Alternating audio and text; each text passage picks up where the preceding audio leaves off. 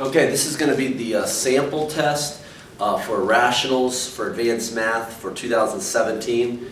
So the new rational sample test. All right, so the first one, all right, got to find this stuff and then we got to graph it. Okay, I'm going to just rewrite the problem here so when I scroll, I know what we're looking at. Okay, so there's nothing to reduce, nothing to simplify. Pretty simple. Since the denominator exponent is bigger, we automatically know that the horizontal asymptote's y equals 0. The reason being for that is you have, in front of this you have a 1. In front of here you have no x, so it's 0 over 1, which will be 0, which will be all those cases. To find the vertical asymptote, what you do is you take this, set it equal to 0, and what that ends up being is x equals 3. So that's your vertical asymptote. We don't have a hole, okay? There's no hole there because I didn't eliminate anything, all right? To get the X-Intercept and Y-Intercept, all right, you can go into the graph, all right? Use your nice fraction button. It's like right here. I don't have that. So it's 1 divided by x minus 3. All right, I draw it. G-solve root, okay, would give us the X-intercept, which happens to be none. Okay, G-solve Y-intercept gives us y equals negative 0.3.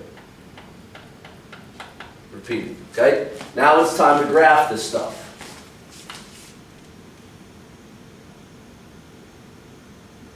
Okay, so I've got a Y-intercept of 0. I'm sorry, a horizontal asymptote of 0. So that would be right across here. Okay, I've got a vertical asymptote at 3. 1, 2, 3. That would be right here. Okay, all right. Scroll this up. Now we can. So it's 1 over x minus 3 happens to be what we have there. Okay. You want to continue that out, it'd be like this. All right, so I want to go now into the table. All right, I want to go into the table, and I got 1 over x minus 3. So if I'm at 3, what I want to graph, okay, so I was 1x minus 3. All right, I'm at 3, so I want to graph 4, 5, and 6. Let's say 2, 1, and 0. You want to graph like 3 points on each part, okay? So I already graphed 3, so let's go 4. 4 is at 4, 1. Okay, 5 is at 0.5.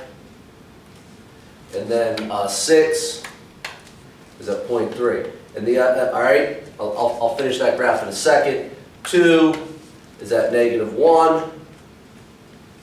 And then 1 is at negative 0.5. And then we got 0, which is at negative 0.3, which we know. Okay, so what's going to happen is these curves are going to approach the asymptotes. Okay, so that ends up being my graph. All right, to get the domain, all right, very simple. All right, it's going to be all real numbers. Okay, but x can't equal, all right, 3. So what you should do is when you get that domain and range, go back and look at what you have x equals that in the whole. All right, for the range, all right, pretty simply because you have the diagonals in both corners, it's going to be all real numbers, but y can't be 0. Okay, so the stuff that you have here helps you get the domain and range. All right. I think that was it for that page. 2, 3, yup, very good. All right, so 4. All right, so now they've already eliminated, they've done the factoring for us. So what's going to happen is this is going to eliminate, and this is going to eliminate. So you'll have holes. You'll have x plus 3 equals 0. You got 1 and x equals 3. You'll have 1 at x equals 2. Okay, so I got a hole at x equals negative 3. And a hole at 2. All right, And so what's going to be left over here? Well, what's going to be left over is 1 over x minus 4. Okay? So, to find the horizontal asymptote, okay, it's the same scenario as before. Alright, the bigger exponent's in the denominator, so this will be y equals 0. To figure out the vertical asymptote, I take the denominator, I set that equal to 0. That's going to be x equals 4. Okay? And then what I'll do is I'll go ahead, let's go ahead and find the X-intercept and Y-intercept. I'll do that in the graph. Alright? So I got 1 over x minus 4. Alright? G-solve, root, it gives me none. So none for the X-intercept. G-solve Y-ICPT, that's y equals negative 0.25. Okay? That would be my answer. Okay? Now, alright, what I want to do, let's go ahead and graph the horizontal asymptote of y equals 0. Sorry for flipping back and forth, but it's sort of how it's scrolled. So y equals 0 would be this way. Alright? The vertical asymptote at 4, 1, 2, 3, and 4, so that's this line here. Boom, right there. Okay, now, I want to go into the table to graph the holes. Okay? So I'm going to go into menu and table. Alright? If you have to delete this and retype it, go ahead and do that. Alright? So I want to figure out at negative 3, where am I at? At negative 3, I'm at negative 0.1. Okay? So negative 3, 1, 2, 3, I'm at 0.1. So I put a little hole right there. The other hole was at 2. So I'm going to put 2 in there. 2 is at negative 0.5. Okay? I'm going to put a hole here too. Okay? So you got to put the holes in. Now, I am at, let's see, x equals 4 for that asymptote. So I'm going to graph 5, 6, and 7, 3, 2, and 1. Okay? Alright, so let's graph 5. 5 would be 1. Okay, 6 would be 0.5. 7 would be 0.3. Okay, I'm going to go the other way now. 3 is going to be negative 1. Okay, I've already graphed 2. I just got to graph 1 is negative 0.3. Okay, so what I got is my curves are going to go like this. Approach. Approach. Okay, so we're going to approach the asymptotes. Okay, so the domain and range. My domain will basically be all real numbers. Now here's the x's that aren't to be allowed to use. My hole. So look at what you do is look back up at here. All right, all of these x's are going to be a part of it. So 4, 2, and negative 3. 4 can't be 2, can't be negative 3. Okay, so use those things above. The range. Since it's in both corners, negative infinity, y can't be 0. So this stuff right here is crucial to not only the graph, but it helps you come up with all of those things there. Okay? All right, number 7. Now here you're going to have to factor. It's like one extra step.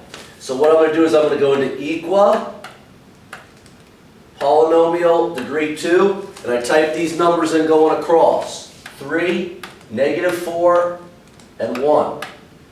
Now, that's going to be, those are the solutions. I got to convert them to factors. So that the factors are always opposite signs.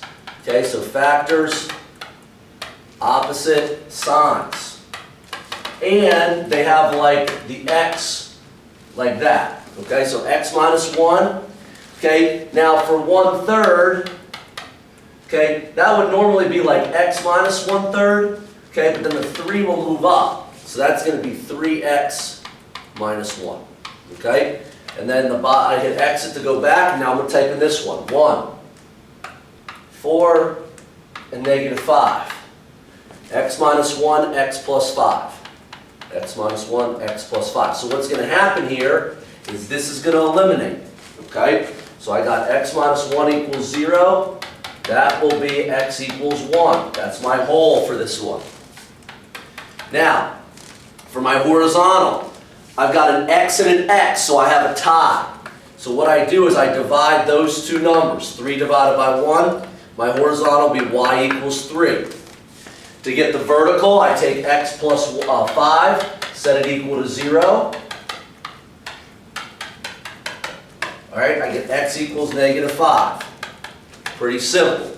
So now what I'm going to graph left over, I'm going to graph 3x minus 1 over x plus 5. Once again, use your nice fraction button. Okay?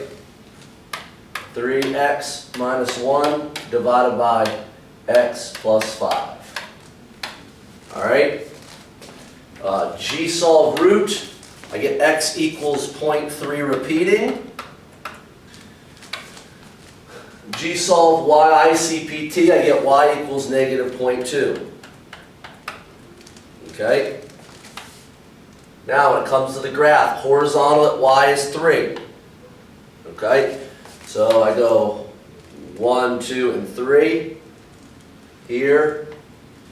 Here. Okay? I've got a vertical at -5. 1, 2, 3, 4, and 5. So here, here. Okay? I've got a hole at 1. Okay? So I got a hole at 1. So what I'm going to do, alright, I'm going to go into the table. I'm going to put my function, okay, 3x minus 1 over x plus 5. Oh, whoops, I forgot the minus 1 here. Alright, so my hole was at 1, so let's figure out what 1 is. 1 is 0.3. So 1 over 0.3 up. I'm going to put a little, well, hold on. I don't want to use that. I want to use one of these. So my hole was at 1, right?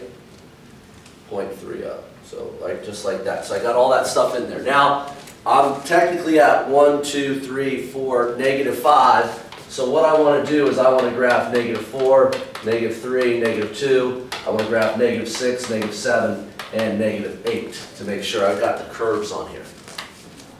Okay, so -4, I'm at -13. Okay, they might be able to actually do that. 1, 2, 3, 4, 5, 6, 7, 8, 9, 10, 11, 12, 13. Okay, right there. Okay, -3 is at -5. -2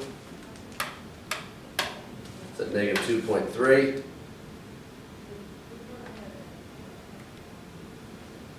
-6 is way up at 19, so I'm just going to put that like way up here.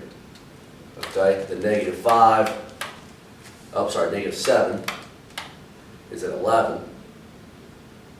3, 4, 5, 6, 7, 8, 9, 10, 11. And then -8 is going to be at 8.3. 5, 6, 7, 8.3. So what's going to happen is this is going to go like this. Here, going to get down to that. This is going to go like that. Okay? Once again, same deal. This is going to be all real numbers. Okay? X can't be -5. X can't be 1. All real numbers for range, but Y can't be 3. Okay? Alright? So, alright, find the domain. Okay, so this is where you have to understand how this works. So this would eliminate, okay, and I would solve that.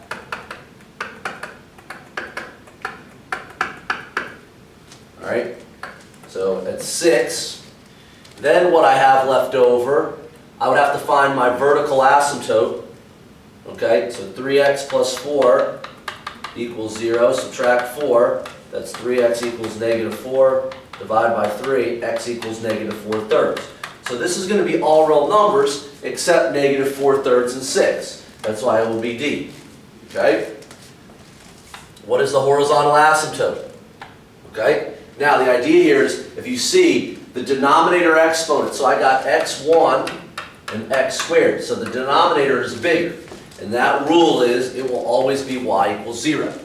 Find the x coordinate of the whole. Okay? So what I want to do on this one, alright, is I got to factor it. 2, 1, negative 10. Alright? So that's going to be x minus 2 and 2x plus 5. X minus 2, 2x plus 5. Okay, this bottom one, x minus 3, x minus 2. Alright, so that part would cancel out. So my whole is at x equals 2. Alright, so then I go into my table. My leftover part is 2x plus 5 divided by x minus 3. Alright, so I just put 2 in there. 2, negative 9. 2, negative 9, which would be answer D. Okay, what is the vertical asymptote? Pretty simple. This eliminates, so I'm left with 1 over x plus 5. Okay, that would be the whole, but what they want is the vertical one. So I take that, set it equal to 0. That's x equals negative 5, which would be this answer. Okay? Okay, given this function, state the asymptotes and the coordinates of the holes and intercepts. Okay, so I'm going to factor that.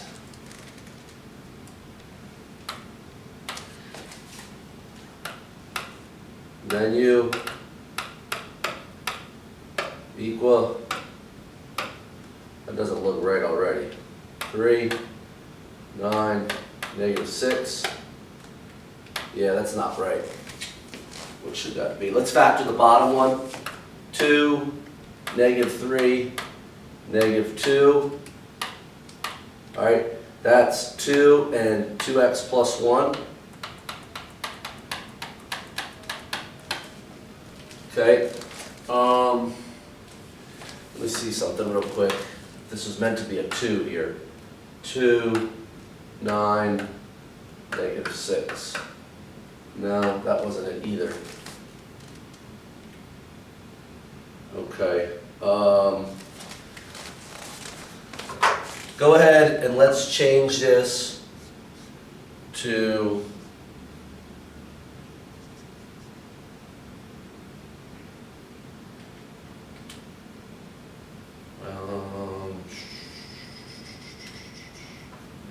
let's go 3x plus 2. 2x. All right. What did I think that might have supposed to be a 6.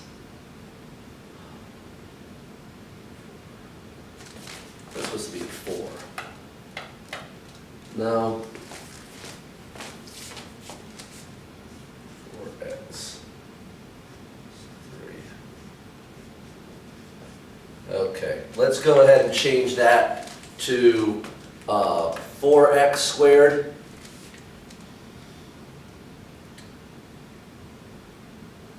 minus 11x. Okay, 4x squared minus 11x plus 6.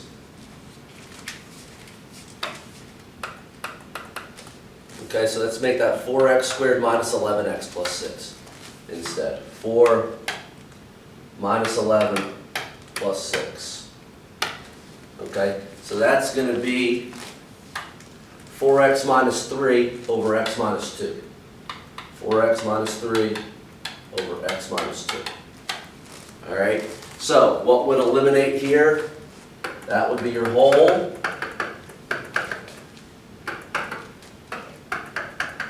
That's x equals 2. Okay. What would be left over is your horizontal asymptote. You would divide, so you have a tie. That would be y equals 2. Your vertical asymptote would be 2x plus 1 equals 0. x equals negative 1/2. Okay, your y-intercept and your x-intercept. Okay, 4x minus 3 over 2x plus 1. All right, g-solve root, x equals 0.75. Your y-intercept, y equals negative 3. Okay, sorry about that, we'll have to make that change. Okay, all right. Okay, writing possible equations. Okay, make sure the camera's still running. Good. Okay, so the idea here with my function, all right, in order for us to get a vertical asymptote, that would have to be in the denominator, would have to be x minus 4. Okay, that's the first one you should do. You should always do this one first. Okay, now to get the horizontal, the idea would have to be, in order for it to be 1, there would have to be something over here with an x. So I'm just going to do this as like x plus 5. Why? Why can I do that with x plus 5? Because, let me erase this for a second. Because there's lots of different answers. But 1 divided by 1 would give me 1. Okay? All right? That solve would be 4. So as long as it works out in the end. This one, it says write a possible equation where the domain is all real numbers except 2. And the horizontal asymptote is on the x-axis. What that means is it's y equals 0. Okay? So what I would have, all right, if it can't be 2, then that means that has to be x minus 2. All right? Same idea there with the asymptote. Now, for it to be y equals 0, what has to happen? Okay? Well, there can't be an x up here. It's got to be big. All right? So that would be the answer for that one. Now this one has a vertical asymptote at x equals 1. Okay? It has a horizontal asymptote at y equals 1. So once again, pretty simple. All right? I put my vertical asymptote in first. In order for this to be 1, this divided by this has got to give me 1, which I can pretty much make up anything. Okay? If you wanted to stay consistent, that would have to be the answer. But all right, that's what you got there with that part. Now, this last one, a little tricky. You got 1, 2, 3, 4, 5. You got x equals negative 5. And x equals 1, 2, 3, 4, 5. Okay? So what would have to happen is, you'd have to be x plus 5, x minus 5 in the bottom.